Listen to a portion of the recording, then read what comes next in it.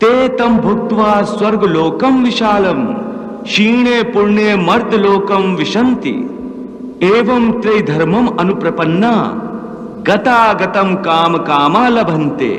अर्थात देवों की योनियों में जो मनुष्य होते हैं वो अपने सुख भोग कर स्वर्ग से भी लौट आते हैं। हाँ, और मनुष्य की योनि प्राप्त होने पर फिर कर्म करते हैं और इस तरह सदैव जन्म मृत्यु का कष्ट भोगते रहते हैं। हे मधुसूदन, क्या कोई ऐसा स्थान नहीं जहां से लौटकर आना ना पड़े और जन्म मरण का ये चक्र समाप्त हो जाए? ऐसा स्थान केवल परम धाम है, अर्थात मेरा धाम, जहां पहुंचने के बाद किसी को लौटकर नहीं आना पड़ता। इसी को मोक्ष कहते हैं। न तद्भास्यते सूर्यो न शशांको न पावकः यद गत्वा न निवर्तन्ते तद धाम परमम मम। हे अर्जुन, मनुष्य जन्म का प्रधान उद्देश्य मोक्ष प्राप्त करना है और यह मोक्ष केवल मनुष्य योनि द्वारा ही प्राप्त हो सकता है। इसीलिए मनुष्य के शरीर को मोक्ष का द्वार कहा जाता है। हे अर्जुन, मानव शरीर बड़ी मुश्किल से मिलता है, इसे यूं ही गंवाना नहीं चाहिए। देवता भी मानव शरीर की आकांक्षा करते हैं, परंतु मनुष्य की विडंबना यही है कि वो इस शरीर को अर्थात मोक्ष के अवसर को गंवाता रहता है। सारी आयु भोग विलासों में बिताता है, यहां तक कि जब शरीर छूटने का समय आता है तब भी वासना उसका पीछा नहीं छोड़ती।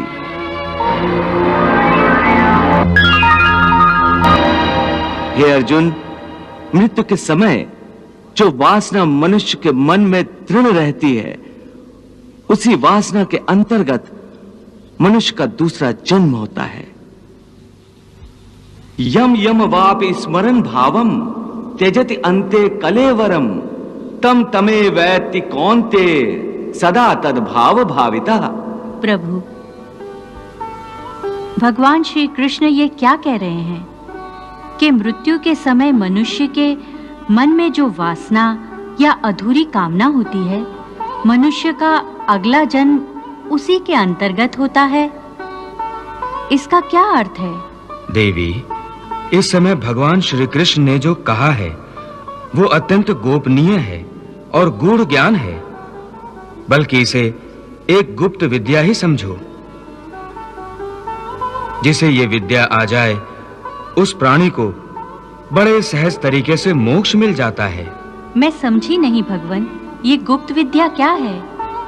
देवी, ये गुप्त विद्या मरने की विद्या है। प्रभु का कहना है कि प्राणी ने चाहे कैसा भी जीवन व्यतीत किया हो, अंतकाल में यदि वो एकाग्र मन होकर केवल प्रभु का ध्यान करते हुए शरीर का त्याग करे तो वो सीधा परमात्मा के चरणों में पहुंच जाता है, जहां से उसे वापस नहीं आना होता।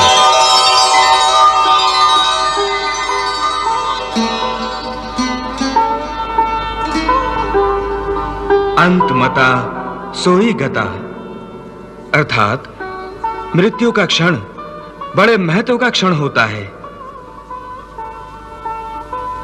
इस क्षण में प्राणी जिस बात का ध्यान करता है उसी के अनुसार उसे दूसरा जन्म प्राप्त होता है।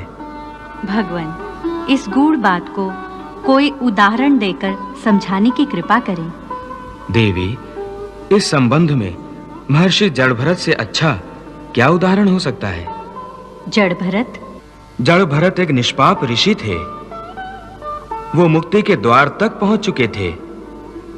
उन्होंने हिरण के एक बेसहारा बच्चे को पाल लिया था। उस बच्चे से उनका मन इतना लग गया था कि हर समय उन्हें हिरण के बच्चे की ही चिंता लगी रहती थी। यहां तक कि अपनी मृत्यु के समय भी उनका ध्यान उसी बच्चे में था।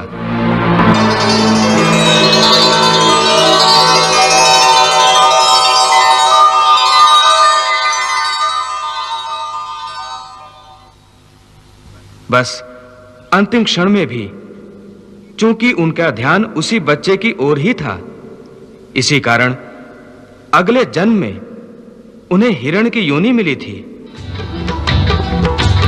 प्रभु, मृत्यु के समय का इतना महत्व क्यों होता है? देवी, मनुष्य की मृत्यु का समय मोक्ष का अवसर होता है। ऐसे समय में यदि मनुष्य अपने विधाता से मिलन के बदले उसकी माया के मोह में पड़ा रहे, तो ये विधाता का अपमान जैसा ही है।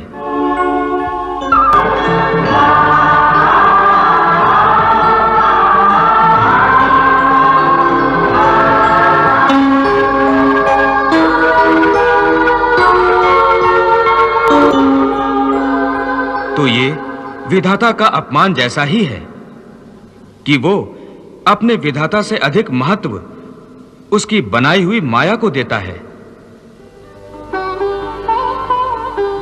इसलिए उसे मृत्यु के बाद स्वर्ग तो मिल सकता है, परंतु मोक्ष नहीं मिल सकता। इसीलिए देवी, मृत्यु के समय मनुष्य को संसार की किसी वस्तु में नहीं, केवल अपने परमात्मा में ध्यान लगाना चाहिए। हे मधुसूदन, मनुष्य का शरीर त्यागने के बाद जीवात्मा कहां जाता है? मानव शरीर के त्यागने के बाद मनुष्य को अपने प्रारब्ध अनुसार अपने पापों और पुण्यों को भोगना पड़ता है। इसके लिए भोग योनियां बनी हैं, जो दो प्रकार की हैं, उच्च योनियां और नीच योनियां। एक पुण्य वाला मनुष्य का जीवात्मा उच्च योनियों में स्वर्ग में रहकर अपने पुण्य भोगता है, और पापी मनुष्य का जीवात्मा नीच योनियों में नरक में रहकर अपने पापों को भोगता है। कभी ऐसा भी होता है कि कई प्राणी स्वर्ग नरक का सुख दुख पृथ्वी लोक पर ही भोग लेते हैं। इसी लोक में? वो कैसे? इसे तुम यूं समझो अर्जुन कि कोई संपन्न मनुष्य है, महल में रहता है, उसकी सेवा के लिए दास दासियां हर समय खड़ी हैं। उसका एक इकलौता जवान बेटा है जिसे वो संसार में सबसे अधिक प्रेम करता है और अपने आप को संसार का सबसे भाग्यशाली मनुष्य समझता है। परंतु एक दिन उसका जवान बेटा अचानक किसी दुर्घटना में मारा जाता है। दुखों का पहाड़ उस पर टूट पड़ता है।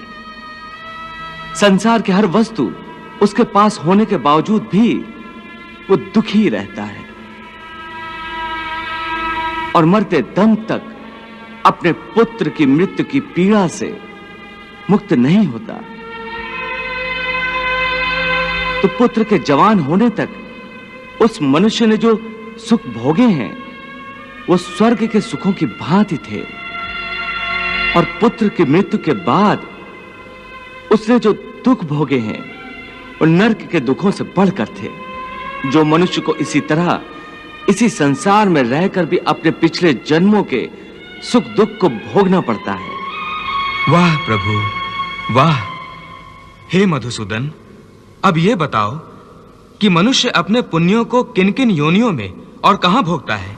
हे अर्जुन, पुण्यवान मनुष्य अपने पुण्यों के द्वारा किन्नर, गंधर्व अथवा देवताओं की योनियां धारण करके स्वर्ग लोक में तब तक रहता है जब तक उसके पुण्य क्षीण नहीं हो जाते। अर्थात ये कि प्राणी के हिसाब में जितने पुण्य कर्म होते हैं उतनी ही देर तक उसे स्वर्ग में रखा जाता है। जब पुण्यों के फल की अवधि समाप्त हो जाती है तो उसे फिर पृथ्वी लोक में वापस आना पड़ता है और मृत्यु लोक में पुनर्जन्म धारण करना पड़ता है। प्राप्य पुण्य कृताम लोकान उष्यत्वा शाश्वती समाह शुचीनाम श्रीमताम गेहे योग भ्रष्टो अभिजायते। परंतु स्वर्ग लोक में मनुष्य के पुण्य क्यों समाप्त हो जाते हैं? वहां जब वो देव योनि में होता है तो वो अवश्य अच्छे कर्म करता होगा। उसे इन अच्छे कर्मों का पुण्य तो प्राप्त होता होगा। नहीं अर्जुन, उच्च योनि में देवता बनकर प्राणी जो अच्छे कर्म करता है या नीच योनि में जाकर प्राणी जो क्रूर कर्म करता है, उन कर्मों का उसे कोई फल नहीं मिलता। क्यों? क्योंकि वो सब भोग योनियां हैं। वहां प्राणी केवल अपने अच्छे बुरे कर्मों का फल भोगता है। इन योनियों में किए हुए कर्मों का पुण्य अथवा पाप उसे नहीं लगता। हे पार्थ, केवल मनुष्य की योनि में ही किए हुए कर्मों का पाप या पुण्य होता है, क्योंकि यही एक कर्म योनि है।